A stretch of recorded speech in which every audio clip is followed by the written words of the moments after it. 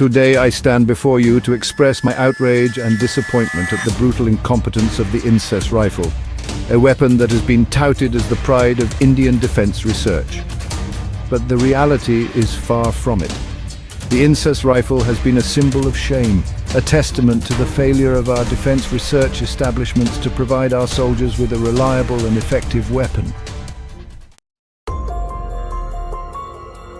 But the reality is far from it. The INSAS rifle has been a symbol of shame, a testament to the failure of our defense research establishments to provide our soldiers with a reliable and effective weapon. Let's take a closer look at the INSAS rifle's performance. The rifle has been plagued by jamming issues, with reports of soldiers struggling to fire their weapons in critical situations. The jamming problem is so severe that it has become a joke among our soldiers, with many referring to the INSAS as the Indian National Shame and Agony Rifle. But it's not just about the jamming. The INSAS rifle has been involved in numerous incidents that have put our soldiers' lives at risk. In 2000, during the Kargil War, Indian soldiers reported that their INSAS rifles jammed frequently, leaving them vulnerable to Pakistani fire.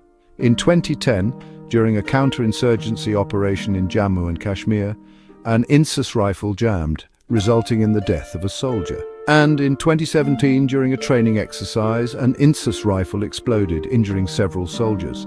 These incidents are not isolated cases. They are a symptom of a larger problem, the failure of our defense research establishments to provide our soldiers with a reliable and effective weapon.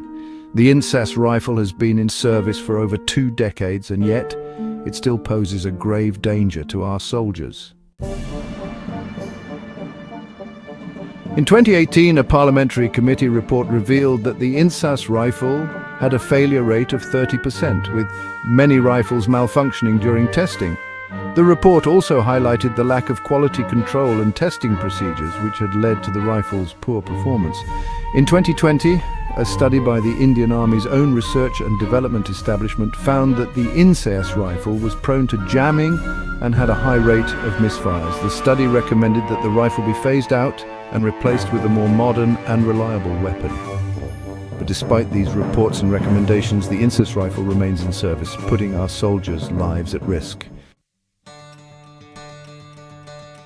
It's time to demand better from our defense research establishments, but it's not just about the rifle itself. It's about the failure to properly equip and honor our soldiers.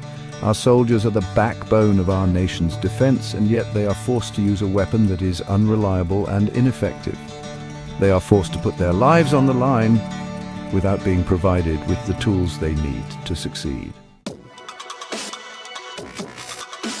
The INSAS rifle is a symbol of the systemic failures that plague our defense research establishments. The lack of innovation, the lack of accountability, and the lack of transparency have created a culture of complacency and incompetence.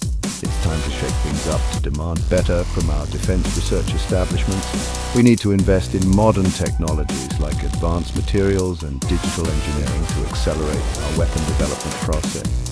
We need to foster a culture of innovation where scientists and engineers are encouraged to think outside the box and push the boundaries of what's possible. We need to revamp our procurement processes, moving away from the traditional Make in India approach, which has failed us time and time again.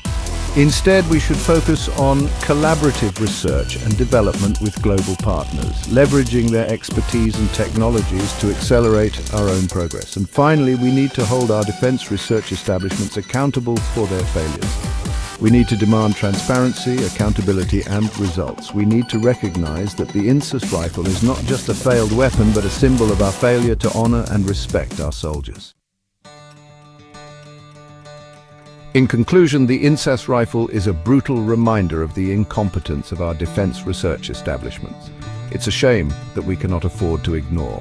It's time to demand better from our defense research establishments. It's time to demand a weapon that is reliable, effective, and worthy of our soldiers' trust. Thank you.